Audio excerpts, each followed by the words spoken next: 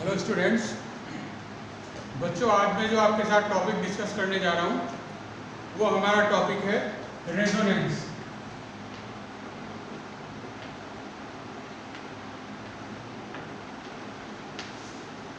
जैसा last time मैंने आपको एलसीआर सीरीज सर्किट पढ़ाया था, तो एलसीआर सीरीज सर्किट में हमारे तीन कंपोनेंट होते हैं, रेजिस्टेंस आर, इंडक्टर एल और कैपेसिटर सी। ये रेजोनेंस जो है एक स्पेसिफिक कंडीशन होती है एलसीआर सीरीज सर्किट की। स्पेसिफिक कंडीशन क्या है? उस समय जो सर्किट का जो इम्पीडेंस है, जो मैंने बताया था आपको, जो सर्किट का जो इम्पीडेंस है यानी total resistance of LCR series circuit, तो उस इम्पीडेंस की वैल्यू मिनिमम हो जाती है। और उस इंसिडेंस की वैल्यू मिनिमम होने से क्या होता है कि जो करंट की वैल्यू है वो सर्किट में मैक्सिमम हो जाती है। इसी कंडीशन को रेजोनेंस कहते हैं। अब अगर हम इंस्टेंटेनियस वैल्यू की बात करें, इंस्टेंटेनियस वैल्यू ऑफ करंट की बात करें एलसीआर सीरीज सर्किट में, तो वो होती है I equal to E upon Z। यहाँ ये E इंस्टेंटेनियस ईएमएफ है और Z क्या है? Impedance of the circuit. और ये Z की वैल्यू होती है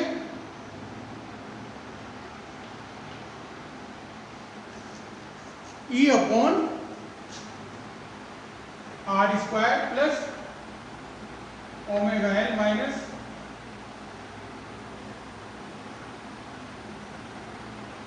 one upon omega C square और इसका अंडर रूट। ये वैल्यू होती है इम्पीडेंस की, जेड की। ठीक है, तो अब इस इक्वेशन से हमें क्या पता चल रहा है कि जो करंट है एलसीआर सीरीज सर्किट में, जो करंट होता है उसकी वैल्यू ना केवल रेजिस्टेंस, इंडक्टर और कैपेसिटेंस के रिएक्टेंस पर डिपेंड करती है, बल्कि जो एसी सोर्स की जो फ्रीक्वेंसी है ओमेगा, उस पर भी डिपेंड करती है। ठीक है, ये एसी सोर्स की फ्रीक्वेंसी पर भी डिपेंड करती है। अब फ्रीक्वेंसी पर कैसे डिपेंड करती है?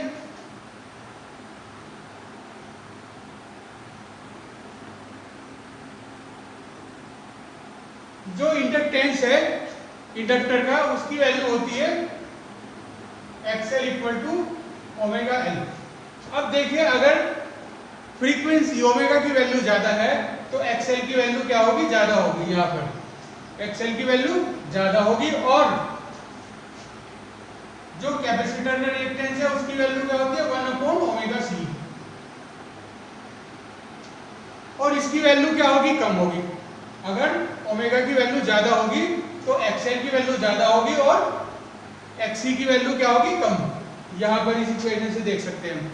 ठीक है, अब इसका उल्टा हम सोचते हैं क्या कि अगर जो एसी सोर्स है उसकी फ्रीक्वेंसी कम होगी, ओमेगा की वैल्यू कम होगी, तो इसकी वैल्यू कम हो जाएगी और इसकी वैल्यू ज्यादा हो जाएगी। तो इस तरीके से ये जो करंट की वैल्यू है यहाँ पर किस पर डिपेंड कर रही है? जो एसी सोर्स की फ्रीक्वेंसी है ओमेगा।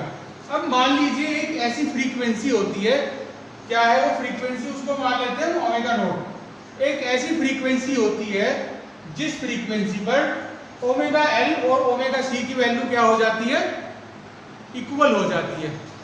वो फ्रीक्वेंसी है at omega naught, at omega naught L equal to 1 upon omega naught C. ये दोनों वैल्यू क्या हो जाती है? इक्वल हो जाती है। उस समय इस इक्वेशन में ये टर्म क्या हो जाएगी? पूरी कैंसिल हो जाएगी। और उस समय जो सर्किट में जो इंपीडेंस हो जाएगा वो इंपीडेंस हो जाएगा E upon under root R square equal to E upon R. ठीक है, उस समय पर इंपीडेंस की वैल्यू ये हो जाएगी किसके इक्वल? ये है ओमिक रेजिस्टेंस के इक्वल। इंपीडेंस की वैल्यू ओमिक रेजिस्टेंस के इक्वल हो जाएगी। और जो करंट की वैल्यू होगी वो इस इक्वेशन से आएगी, I equal to E upon R. और ये करंट की वैल्यू क्या होती है? मैक्सिमम वैल्यू होती है।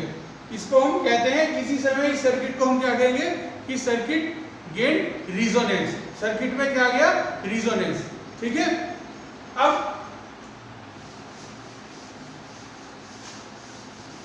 रिजोनेंस की हम बात करें कि रिजोनेंस पर क्या क्या होता है। रिजोनेंस में पहली बात, जो करंट की वैल्यू होती है वो सर्किट में मैक्सिमम होती है। Current equal to maximum, current की वैल्यू सर्किट में मैक्सिमम होती है। नंबर 2, जो सर्किट का रेजिस्टेंस है, यहां पर इसको हम कहते हैं इंपीडेंस। इंपीडेंस ऑफ सर्किट की वैल्यू क्या होती है, मिनिमम।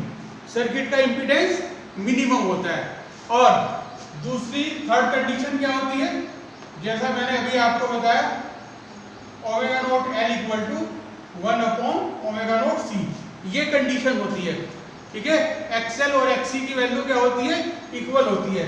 तो इसलिए जो फाई की वैल्यू है, फाई क्या होता है, phase difference between current and EMF. तो फेज डिफरेंस की वैल्यू भी क्या होती है, उस समय 0 होती है। दोनों करंट और ईएमएफ सेम फेज पर होते हैं।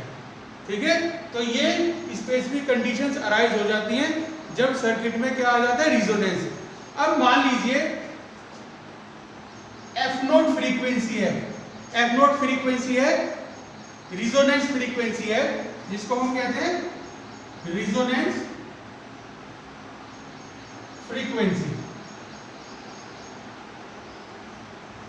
Resonance frequency